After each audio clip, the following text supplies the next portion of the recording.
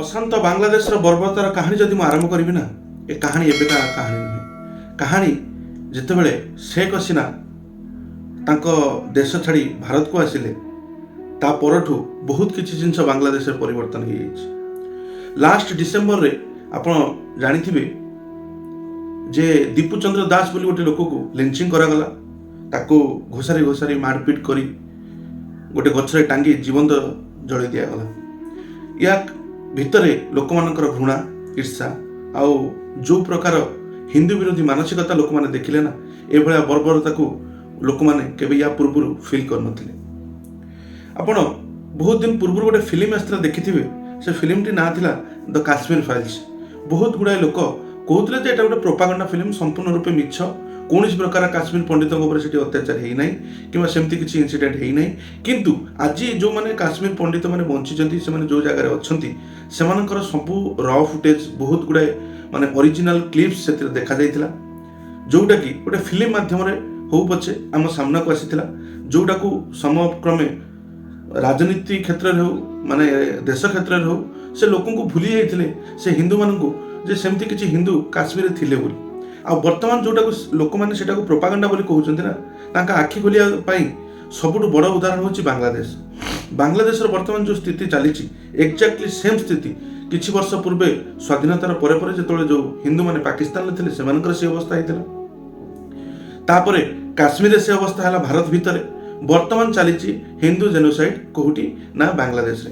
ୟାର ଯେତେବେଳେ ଭିଡ଼ିଓ ବହୁତ ଭାଇରାଲ ହେଲା ଦୀପୁଚନ୍ଦ୍ର ଦାସଙ୍କର, ତାପରେ ଲୋକଙ୍କର ସେଠିକି ଗଲା ନଜର। ନହେଲେ ତା ପୂର୍ବରୁ ବହୁତ ଗୁଡ଼ାଏ ଜିନିଷ, ମାନେ ଯେମିତିକି ଝିଅମାନଙ୍କୁ ଜୋର ଜବରଦସ୍ତି ହିନ୍ଦୁ ଝିଅମାନଙ୍କୁ କନଭର୍ଟ, ମାନେ ହିନ୍ଦୁ ଝିଅମାନଙ୍କୁ ବିବାହ କରିବା, ସେଠି ଜବରଦସ୍ତି ରେପ୍ କରିବା, ଧମକେଇବା, ଯେଉଁ ଜାଗାରେ ରହୁଛନ୍ତି, ଯେଉଁଠି ହିନ୍ଦୁ ବସତି ଅଛି, ତାଙ୍କ ଉପରେ ଆକ୍ରମଣ କରିବା, ସେମାନଙ୍କୁ ମାରପିଟ କରିବା, କୌଣସି ପ୍ରକାରରେ ସେମାନଙ୍କୁ ସେଠି ଠିକ୍ ସେ ଚଳେଇ ନ ଦେବା, ଏଭଳିଆ ଛୋଟ ମୋଟ ବହୁତ ଇନସିଡେଣ୍ଟ ପ୍ରତିଦିନ ହେଉଛି।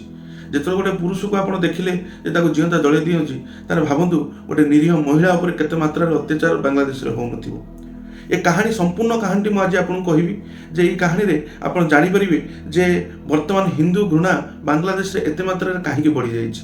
ଯଦି ଆମେ ହିନ୍ଦୁ ହୋଇ, ଭାରତର ହିନ୍ଦୁ ହୋଇ ଯଦି ହିନ୍ଦୁମାନଙ୍କୁ ଆମେ ସେଠୁ ମାନେ ନେଇ ଆସିପାରୁନାହାନ୍ତି ନା, ତାହେଲେ ଏଇଟା ଗୋଟେ ବହୁତ ଗୁଡ଼ାଏ ମାନେ ଚିନ୍ତାର ବିଷୟ। ଆପଣ ଭାବିକି ଦେଖନ୍ତୁ, ଇଜ୍ରାଏଲରେ ଯେଉଁ ଇହୁଦୀମାନେ ରହୁଛନ୍ତି ନା, ତାଙ୍କର ଗୋଟିଏ, ମାନେ ଇଜ୍ରାଏଲରେ ତ ବହୁତ ଗାଥା ଅଛି, ତାଙ୍କର ମାତ୍ର 20-22 ଜଣ ପ୍ଲେୟରକୁ ମାରି ଦିଆଯାଇଥିଲା ଗୋଟେ ଅଲିମ୍ପିକରେ। ଏଇଟା ବହୁତ ଦିନ ତଳର ଘଟଣା। ଇଜ୍ରାଏଲ ସେ ଜଣ ଜଣ କରିକି ସମସ୍ତଙ୍କୁ ଖୋଜିକି ମାରିଲା ଆଉ ତାର ପ୍ରତିଶୋଧ ନେଲା। ତାପରେ ଫିଲ୍ମ ବି ବନିଛି, ଆପଣ ଚାହିଁଲେ ଦେଖିପାରିବେ। ବହୁତ ଜିନିଷ ଅଛି ଯେ ଇହୁଦୀମାନଙ୍କ ପାଇଁ ବାହାରୁଛନ୍ତି, ଖ୍ରୀଷ୍ଟିଆନ ମାନଙ୍କ ପାଇଁ ବାହାରୁଛନ୍ତି, କିନ୍ତୁ ଚିନ୍ତାର ବିଷୟ ଯେ ହିନ୍ଦୁମାନଙ୍କ ପାଇଁ କେହି ନାହାନ୍ତି। ହିନ୍ଦୁ ପାଇଁ ହିନ୍ଦୁ ହିଁ ପ୍ରଥମେ ଅପୋଜ କରୁଛି। ନ୍ୟୁଜ୍ ମିଡ଼ିଆରେ ବସିଥିବା ବଡ଼ ବଡ଼ ଉଚ୍ଚାଧିକାରୀ ମିଡ଼ିଆ, ହିନ୍ଦୁମାନେ, ସେମାନେ ସେକୁଲାରିଜିମର ପଟା ଆଖିରେ ବାନ୍ଧିଛନ୍ତି। ନେତା ମନ୍ତ୍ରୀମାନେ ଚୁପ୍, କିନ୍ତୁ ଏଠି କେବଳ ବେଶୀ ହେଉଛି ଗୋଟେ ହିନ୍ଦୁ। ଏ କାହାଣୀଟି ଆରମ୍ଭ ହେଇଥିଲା ଅଗଷ୍ଟ 5, 2024ରେ, ଯେତେବେଳେ ଶେଖ୍ ହସିନା ସେଠୁ ଛାଡ଼ିକି ଆସିଲେ ବାଂଲାଦେଶ। କାହିଁକି ଛାଡ଼ିକି ଆସିଲେ? ଗୋଟେ ଜେନ୍ଜି ପ୍ରୋଟେଷ୍ଟ ହେଇଥିଲା। ସେ ତା ପୂର୍ବରୁ ଶେଖ୍ ହସିନା ଗୋଟେ ବିଲ୍ ପାସ୍ କରିଥିଲେ ଯେ ଯେଉଁମାନେ ସେଠିକାର ସ୍ୱାଧୀନତା ସଂଗ୍ରାମୀ ଅଛନ୍ତି, ସେମାନଙ୍କୁ ଗୋଟେ କୋଟା ଦିଆଯିବ। ସେ କୋଟା ଫଳରେ ସେମାନଙ୍କର କିଛି ପରସେଣ୍ଟେଜ ସେମାନେ ସରକାର ଚାକିରିରେ ହଉ କିଛି ଲାଭ ପାଇବେ। କିନ୍ତୁ ସେଇଟାକୁ ବର୍ତ୍ତମାନରେ ଥିବା ୟଙ୍ଗ ଜେନେରେସନ୍ ଆକ୍ସେପ୍ଟ କଲେ ନାହିଁ। ସେମାନେ କହିଲେ ଯେ ସେମାନେ ତ ସ୍ୱାଧୀନତା ଦେଇକି ଚାଲିଗଲେ, କିନ୍ତୁ ସେମାନଙ୍କର ପରିବାର ବର୍ତ୍ତମାନ ପାଇଁ କାହିଁକି ଇମ୍ପୋର୍ଟାଣ୍ଟ, ଆମେମାନେ କାହିଁକି ଇମ୍ପୋର୍ଟାଣ୍ଟ ନୁହଁ। এইভাবে গোটে কন্ট্রোভার্সি হয়ে ধীরে ধীরে ধীরে ধীরে অপোজিশন কুহতু, বিদেশী মানে বিদেশর ফন্ডিং হোক, যাহা বি হোক, সে জিনিসটা মাহোল এতে মাত্রাରେ বিগড়িগলা যে ଲୋକମାନେ আসি শেখ হাসিনাଙ୍କ ঘর উপরে আটাক করা, তাঁর যে সরকারি বাসভবন, সরকারি অফিস উপরে আটাক করা, এমনি বহুত গুড়াଏ জিনিস হল, যাফলে সেঠু ভয় পাই শেখ হাসিনা নিজ জীবন বঞ্চাই ভারত পড়ি আসলে। ଭାରତ ଯେତେବେଳେ ସେ ଆସିକି ପହଞ୍ଚିଲେ ନା, ଘୃଣା ଲୋକମାନଙ୍କର ଆହୁରି ଦ୍ୱିଗୁଣିତ ହେଇଗଲା। କାହିଁକି ନା ସେମାନେ ଚାହୁଁଥିଲେ ଯେ ଶେଖ୍ ହସିନାକୁ ସେମାନେ ସେଇଠି ଦଣ୍ଡ ଦେବେ। ଆଉ ଏଇଟା ପରବର୍ତ୍ତୀ ଅବସ୍ଥାରେ ହେଲା ମଧ୍ୟ। ତାଙ୍କ ନାଁରେ ଲାଗିଥିବା କେସ୍ରେ ପରବର୍ତ୍ତୀ ଅବସ୍ଥାରେ ତାଙ୍କୁ ମୃତ୍ୟୁଦଣ୍ଡ ବାଂଲାଦେଶରେ ଦିଆଯାଇଛି। ସେଇ ଜାଗାରେ ଯେତେବେଳେ ମାନେ ଭାରତରେ ମାନେ ଲୋକମାନେ ଚିନ୍ତାର ମାନେ ଥିଲେ ଯେ ବାଂଲାଦେଶରେ କ'ଣ ଚାଲିଛି, ସେ ସମୟରେ ଭାରତ ସରକାର ଶେଖ୍ ହସିନାକୁ ଆଣି ଭାରତରେ ରଖିଲେ। ଯାହାଫଳରେ ୟାର ପ୍ରୋବ୍ଲେମ୍ କ'ଣ ହେଲା ନା, ବାଂଲାଦେଶର ଲୋକମାନେ ଆହୁରି ଉତ୍ତପ୍ତ ହେଇଗଲେ, ଆହୁରି ରାଗିଲେ। ତା ପରବର୍ତ୍ତୀ ପରିସ୍ଥିତିରେ ଯେହେତୁ ବାଂଲାଦେଶରେ ଆଉ ସରକାର ନାହିଁ, ସେଠି ଆଉ ଜଣଙ୍କୁ ପ୍ରଧାନମନ୍ତ୍ରୀ ହିସାବରେ ଦିଆଗଲା ଦାୟିତ୍ୱ, ଯିଏକି ମୋହମ୍ମଦ ୟୁନୁସ୍, ଯିଏ ଅଗଷ୍ଟ 24ରେ ସେଠି ଗୋଟେ ଟେମ୍ପୋରାରୀ ତାଙ୍କୁ ଗୋଟେ ପ୍ରଧାନମନ୍ତ୍ରୀ ଭଳିଆ ରଖାଗଲା, ଯେ ପରବର୍ତ୍ତୀ ଅବସ୍ଥାରେ ଯେତେବେଳେ ଇଲେକ୍ସନ ହେବ, ଇଲେକ୍ସନ ପରେ ଏ ଜିନିଷଟା ହେଇଯିବ, ଠିକଠାକ ହେଇଯିବ, ସବୁ ଠିକଠାକ ହେଇଯିବ। କିନ୍ତୁ ମଝିରେ ଗୋଟେ ଇନସିଡେଣ୍ଟ ହେଲା, ଜଣେ ଷ୍ଟୁଡେଣ୍ଟ ଲିଡର ଥିଲେ, ଯେ ଷ୍ଟୁଡେଣ୍ଟ ଲିଡରଙ୍କର ନାଁ ହେଉଛି ଓସମାନ ହାଦି, ଯାହାକୁ 18 ଡିସେମ୍ବର ଦିନ 2 ଜଣ ଲୋକ ଦିନ 11ଟା 11:30 ବେଳେ ତାଙ୍କୁ ହେଲମେଟ ପିନ୍ଧି ଆସି ଗୁଳି କରିଦେଲେ। ଗୁଳି କରିଦେଲା ପରେ ସେଠିକାର ପାଖ ଲୋକମାନେ ସଡନ ଉତ୍ତପ୍ତ ହେଲେ, କାହିଁକିନା ସେ ଜଣେ ୟୁଥ ଲିଡର ଥିଲେ, ସେ ବାଂଲାଦେଶ ପାଇଁ ବହୁତ ଗୁଡ଼ାଏ ଆକ୍ଟିଭିଟି କରିଛନ୍ତି, ବାଂଲାଦେଶର ଇଲେକ୍ସନ ସେ ଚାହୁଁଥିଲେ, ବାଂଲାଦେଶରେ ଯେତେବେଳେ ମାନେ ଚାହୁଁଛନ୍ତି ଯେ ବର୍ତ୍ତମାନ ଅନ୍ୟ ତତ୍ତ୍ୱମାନେ ଯେ ଇଲେକ୍ସନ ନ ହଉ, ସେ ଜାଗାରେ ସେ ଦୃଢ଼ ସପୋର୍ଟର ଥିଲେ ଯେ ବାଂଲାଦେଶରେ ଇଲେକ୍ସନ ହଉ। ତାଙ୍କୁ ଯେତେବେଳେ ଅଚାନକ 2 ଜଣ ବନ୍ଧୁକଧାରୀ ଆସି ଗୁଳି ମାରି ଚାଲିଗଲେ, ଇମିଡିଏଟ୍ ଭାବେ ତାଙ୍କୁ ସେଠୁ ସିଙ୍ଗାପୁର ହସ୍ପିଟାଲକୁ ଟ୍ରାନ୍ସଫର କରାଗଲା, କିନ୍ତୁ ଅନଫର୍ଚୁନେଟଲି ତାଙ୍କର ସେଠି ଡେଥ୍ ହେଇଗଲା। ତାଙ୍କର ଡେଥ୍ ହେଇଗଲା ପରେ ବାଂଲାଦେଶରେ ମାନେ ଲୋକ ଆହୁରି କ୍ଷୋଭ ପ୍ରକାଶ କଲେ। ଆଉ ସତ କଥା, ଲୋକଙ୍କ ମନ ଭିତରେ ଗୁଞ୍ଜନ ସୃଷ୍ଟି ହେଲା ଯେ ତାକୁ ମାରିବା ପଛରେ ଭାରତର ଆଉ ଇଣ୍ଟେଲିଜେନ୍ସର ହାତ ଅଛି, ସେମାନେ ଚାହୁଁନାହାନ୍ତି ବାଂଲାଦେଶରେ ଇଲେକ୍ସନ ହଉ। ଏଇଭଳିଆ ଗୋଟେ ମିଛ ତଥ୍ୟ, ରିୟୁମର ଗୋଟେ ସମସ୍ତଙ୍କ ମୁଣ୍ଡ ଭିତରେ ଖେଳି ଦିଆଗଲା ଯେ ୟା ପଛରେ ଇଣ୍ଡିଆର ହାତ ଅଛି, ନହେଲେ ଇଣ୍ଡିଆ ଶେଖ୍ ହସିନାକୁ ନେଇ କାହିଁକି ରଖିଛି, ଇଣ୍ଡିଆ ତ ଶେଖ୍ ହସିନାକୁ ଫେରାଇ ଦେବା କଥା। ତେଣୁକରି ଏ ଜିନିଷଟା ଗୋଟେ ପଲିଟିକାଲ ଏଙ୍ଗଲରେ ଲୋକମାନଙ୍କୁ ଭୁଆଁ ବୁଲେଇବା କୁହନ୍ତୁ, ଲୋକଙ୍କୁ ମାନେ ମିସଗାଇଡ୍ କରନ୍ତୁ, ଏଇଭଳିଆ ରିୟୁମର ଯେତେବେଳେ ଖେଳିଗଲା, ଲୋକମାନେ ସେଠି ଯେଉଁ ଥିବା ମୁସଲମାନ ମାନେ ସେମାନେ ଚାହିଁଲେ ଯେ ନା, ଆମେ ଯଦି ଏଠି ଗୋଟେ ନିଜ ବାଂଲାଦେଶ ମାନେ ଗୋଟେ ମୁସଲମାନ ଷ୍ଟେଟ୍ ଅଛି, ସେଠି ଆମେ ହିନ୍ଦୁମାନଙ୍କୁ ରଖେଇଦେବୁ ନାହୁଁ। ତାହାର ପ୍ରତିଶୋଧରେ ସେମାନେ ଚାହିଁଲେ ଯେ ହିନ୍ଦୁମାନଙ୍କ ଉପରେ ଅତ୍ୟାଚାର ହଉ। ସେଇଠୁ ଗୋଟେ ଛୋଟିଆ ଷ୍ଟୋରି ଆପଣଙ୍କୁ ଯେଉଁଟା ଦୀପୁଚନ୍ଦ୍ର ଦାସଙ୍କର ଇନସିଡେଣ୍ଟଟା ଆପଣ ଦେଖିବା ପାଇଁ ପାଇଲେ। କେବଳ ସେତିକି ନୁହଁ ଆଜ୍ଞା, ସେଦିନ ରାତିରେ ବହୁତ ନ୍ୟୁଜ୍ ଚ୍ୟାନେଲ ଯେଉଁମାନେ ଶେଖ୍ ହସିନାଙ୍କର ପାର୍ଟି ସପୋର୍ଟରେ ଥିଲେ, ସେମାନଙ୍କର ଘରକୁ ଜଳା ହେଇଛି। ବହୁତ ଗୁଡ଼ାଏ ନ୍ୟୁଜ୍ ରିପୋର୍ଟରଙ୍କୁ ମଧ୍ୟ ମରାଯାଇଛି ଯେଉଁମାନେ ଶେଖ୍ ହସିନାଙ୍କ ସପୋର୍ଟର ଥିଲେ। ମାନେ ଆପଣ ଭାବିକି ଚାଲନ୍ତୁ, ଶେଖ୍ ହସିନାଙ୍କ ସପୋର୍ଟରମାନଙ୍କ ଉପରେ ଟାର୍ଗେଟ୍ କରାଯାଉଛି। କେବଳ ସେଠି ମାନେ ହିନ୍ଦୁ ନୁହେଁ, ହିନ୍ଦୁ ତ ମେଜର, ହିନ୍ଦୁଙ୍କୁ ମୁଖ୍ୟ, କିନ୍ତୁ ତା ସହିତ ସେମାନେ ଅରାଜକତା ସୃଷ୍ଟି କରିବା ପାଇଁ ଗୋଟେ ଦେଶରେ ଶେଖ୍ ହସିନାଙ୍କର ସପୋର୍ଟରମାନଙ୍କ ଉପରେ ବି ଆଟାକ୍ କରୁଛନ୍ତି। ଆଉ ଏଇଟା ଆପଣ କେବଳ ଭାବିକି ଚାଲନ୍ତୁନି ଯେ ଏଇଟା କେବଳ ଗୋଟେ ଛୋଟିଆ ମାଇନର ରିୟୁମରରେ ଏ ଜିନିଷ ହେଇଯାଇଛି, ନା, ଏଥିପାଇଁ ଶହ ଶହ ଫରେନ୍ ଫଣ୍ଡିଂର ଆବଶ୍ୟକତା ଅଛି। ଯେଉଁ ପଇସା ଏମାନଙ୍କୁ ମିଳିଲେ, ଗୋଟେ ଆଜିକା ଡେଟ୍ରେ ଟଙ୍କା 200 ନଦେଲେ ଗୋଟେ ଲୋକ ରାଲିରେ 2 କିଲୋମିଟର 5 କିଲୋମିଟର ଆଗକୁ ଯାଉନି। ତ ଏତେ ଲୋକ ଏଠି ଗ୍ୟାଦରିଂ ହେଉଛନ୍ତି, ସେମାନଙ୍କୁ ଫଣ୍ଡିଂ ଦିଆଯାଉଛି, ଖାଇବା ପିଇବା ଦିଆଯାଉଛି, ମାନେ ତାଙ୍କୁ ରେଡି କରାଯାଉଛି ଏଗେନ୍ଷ୍ଟ ବାଂଲାଦେଶ। ନିଜ ନିଜ ଭିତରେ ସେମାନେ ଭସ୍ମାସୁର ଭଳିଆ ନିଜ ମୁଣ୍ଡରେ ହାତ ରଖି ଏବେ ବର୍ତ୍ତମାନ ନିଆଁକୁ ଡେଉଁଛନ୍ତି।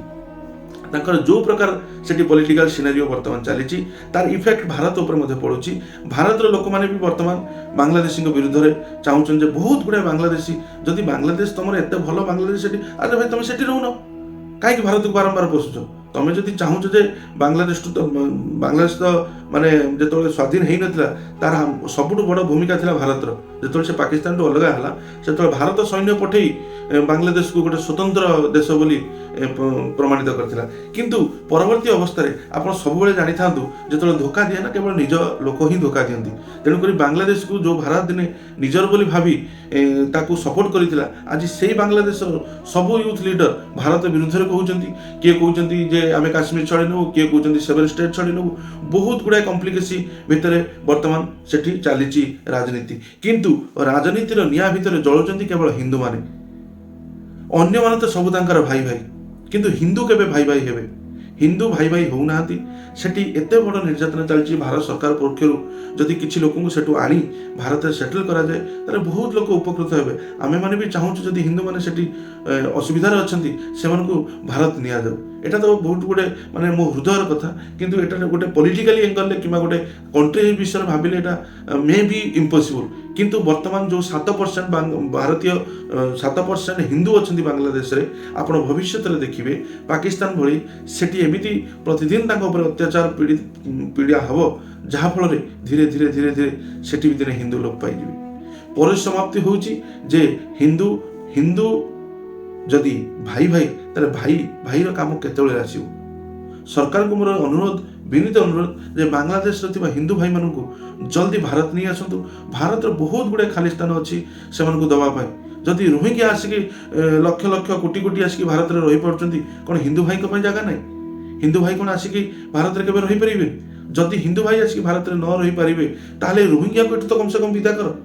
ଏମାନେ ଯେଉଁ ଏଠି ଆସିକି ମାଡ଼ି ବସି ଆମ ଖାଇ ପିଇ ମୋଜ ମଜଲିସ୍ କରି ଦିନକୁ 6-7ଟା ଲେଖା ଛୁଆ ଜନ୍ମ କରି ବର୍ଷକୁ ଯେଉଁ ଯାତ୍ରା ଚଲେଇଛନ୍ତି ତାକୁ ତ କମ୍ ସେ କମ୍ ବିଦା କର। ବହୁତ ଦୁଃଖର ବିଷୟ, ହିନ୍ଦୁ ମା ଭଉଣୀ ସେଠି ସେଫ୍ ନାହାନ୍ତି, ହିନ୍ଦୁ ପରିବାର ସେଫ୍ ନାହିଁ, ହିନ୍ଦୁ ଲୋକଙ୍କର ଧନ ଘର ମାନ ସମ୍ମାନ ସେଠି କିଛି ସେଫ୍ ନାହିଁ। ତ ନିରାପଦରେ ହିନ୍ଦୁ କେତେବେଳେ ରହିବ ଯଦି ହିନ୍ଦୁ ହିନ୍ଦୁ ପାଖରେ ରହିବ। ତେଣୁକରି ଏଇଟା ଗୋଟେ ମାସ୍ ଅପିଲ। ମୁଁ ଚାହୁଁଛି ଏ ଭିଡ଼ିଓଟିକି ଯେତେ ଲୋକ ଦେଖୁଛନ୍ତି ଏତେ ମାତ୍ରାରେ ସେୟାର କରନ୍ତୁ ଯେ କଥା ଯାଇ କମ୍ ସେ କମ୍ ମୋହନ ସରକାରଙ୍କ ପାଖରେ ପହଞ୍ଚୁ, କଥା ଯାଇ ନରେନ୍ଦ୍ର ମୋଦିଙ୍କ ପାଖରେ ପହଞ୍ଚୁ ଯେ ଏଭଳିଆ ଲୋକ ଇଣ୍ଡିଆର ଲୋକ ବି ଡିମାଣ୍ଡ କରୁଛନ୍ତି, ବହୁତ ମୋ ଭଳିଆ ଲୋକ ବି ଡିମାଣ୍ଡ କରୁଥିବେ। ତ କନକ୍ଲୁଜନ ହେଉଛି ଏଇଆ ଯେ ଆମେମାନେ ଚାହୁଁଛନ୍ତି ହିନ୍ଦୁ ଆସି ଭାରତରେ ରୁହନ୍ତୁ, କିନ୍ତୁ ତାର ହୁଏ ତ କ'ଣ ସେଟା ସରକାର ନିର୍ଦ୍ଧାରଣ କରିବ, ଆଉ ସେଟା ନିର୍ଦ୍ଧାରଣ ଜଲ୍ଦି କରନ୍ତୁ, ନହେଲେ ହିନ୍ଦୁମାନଙ୍କର ହତ୍ୟା ଆଜ୍ଞା ଆମ ଦ୍ୱାରା ଦେଖାଯାଇପାରୁନାହିଁ। ଭାରି ଦୁଃଖ ଲାଗୁଛି। ଦେଖା ହବ ପୁଣି ଆଉ ଗୋଟେ ଭିଡ଼ିଓରେ। ସେ ପର୍ଯ୍ୟନ୍ତ ସମସ୍ତେ ଭଲ ରୁହନ୍ତୁ, ଖୁସିରେ ରୁହନ୍ତୁ। ଜୟ ଜଗନ୍ନାଥ।